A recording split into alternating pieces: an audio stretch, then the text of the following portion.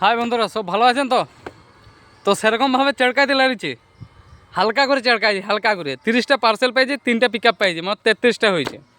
তো সেরকমভাবে চেড়কাইতে নিলাম। তো একটা কথা আমি বলছি, এক্ষণে একটা দাদা আমাকে গাড়িটা আটকিয়েছিল, বলছে দাদা আমি ইনস্টাগ্রাম থেকে ফ্লিপকার্টে অ্যাড দেখাচ্ছিলো, আমি অর্ডার মেরে পে করে দিয়েছি।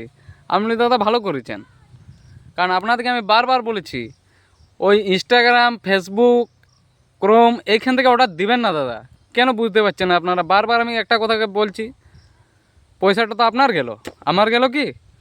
ওইখান থেকে আপনি শাড়ি অর্ডার করছেন, গামছা ঢুকিয়ে দিচ্ছে, ছেঁড়া গামছা বা কোনো সুতো কিছু ঢুকিয়ে দিচ্ছে। মোবাইলে অর্ডার করছেন, ভাবছেন মোবাইল আসবে, সাবান আসছে, তখন ওইটা ভিডিও করছেন, বলছেন ডেলিভারি বয় এইটা দিয়ে গেছে, কিন্তু বাস্তবে তা না। আপনি ফ্লিপকার্ট থেকে অর্ডার করবেন, ওপেন বক্স থাকবে, আপনাকে লেখা থাকবে যে ওপেন বক্সে, ওইখানে আপনার যখন অর্ডারটা করবেন। কেন অমনি করছেন দাদা? দিয়ে আমাদের নামে দোষ দিচ্ছেন। আগে আপনাদের ভুলটা দেখুন, তারপরে আমাদেরকে বলবেন।